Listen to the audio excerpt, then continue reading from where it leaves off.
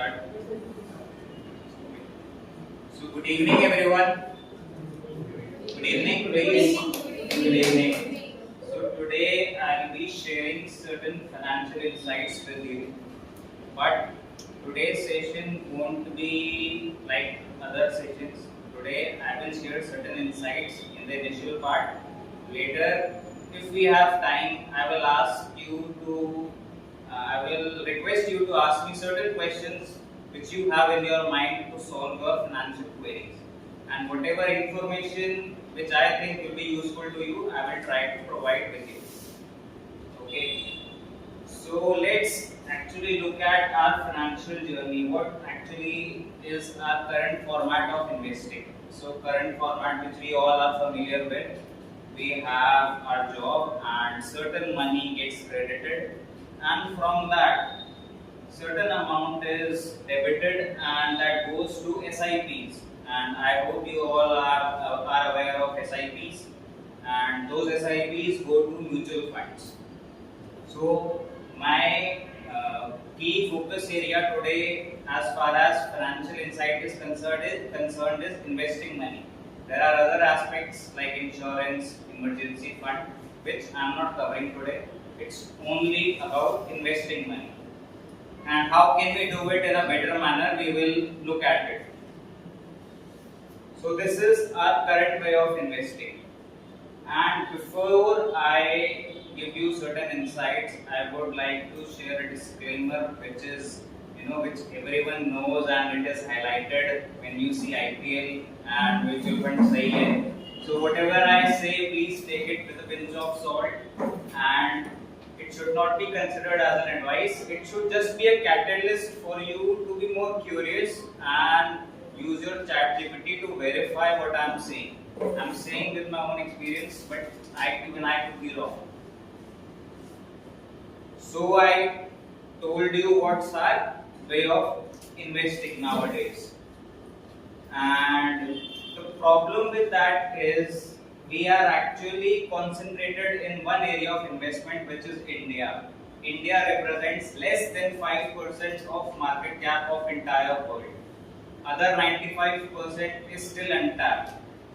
And why, I get it that we are patriotic and India is the fastest growing economy, but there are certain sectors, certain sections, and you all have heard of Anthropic, ChatGPT, firing, hiring, and lots of more.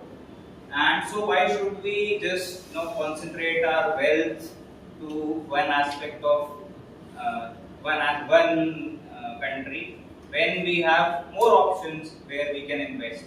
And this is backed by our Indian brokers as well. 3 months from now, large brokers like Zerodha, Grow, Upstocks, they will have a US investing platform within our Indian investment app itself. So from our Indian app, you can actually invest your money outside, particularly in US, because the major market capitalization is US stocks. So this is the current case. So now your obvious question is, Abhijeet, are you actually bearish on India? Do you think India is not a place to invest? I'm not saying that this is completely true. Actually, this is false. India is actually growing, and it is growing in its own way. But the problem is we are looking at the wrong sector and wrong stocks and wrong area. Basically, what our YouTubers or influencers say is they have divided this Indian market capitalization into large cap, mid cap, small cap, and they tell you invest in large cap, they have low drawdowns. But do you know our top 5 stocks? HDFC Bank, Reliance, TCS, Infosys, and another 5, let's say Asian Paints. What is their return? Can anyone guess what is their return in last 5 years? Cumulative return, what return they are giving? Any guess? 33%. They are given 0% return. From they are given return 0 or 5% return. Very meager return, and Similarly, other parts of India, other capitalization, mid cap and small cap, they have given humongous returns. See, India's growth story does not lie, no longer lie in the large cap which we see. It lies in small and mid cap companies. So that's where actual value lies, and that's where you should be investing. And the major thing which you should look at as far as investment is concerned is Sharpe ratio. Sharpe ratio is risk adjusted return.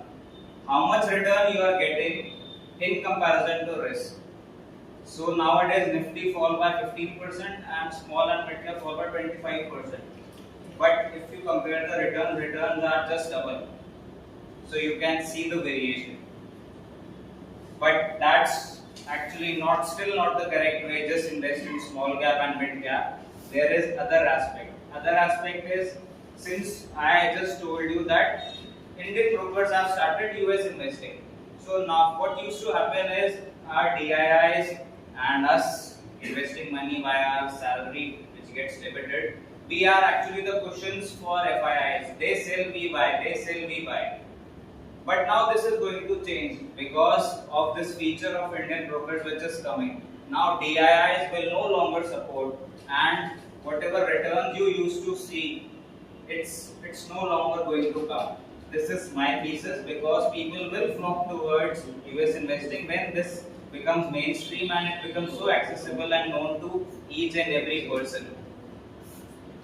So, having said that, as far as India is concerned, I think the growth lies in small pockets. There is a product called small case, wherein various great research analysts, they invest in certain stocks, just 20-25 stocks, and they can sell and buy at any time. It is not a flexibility that mutual fund has. They have to buy. Mutual fund has only one problem.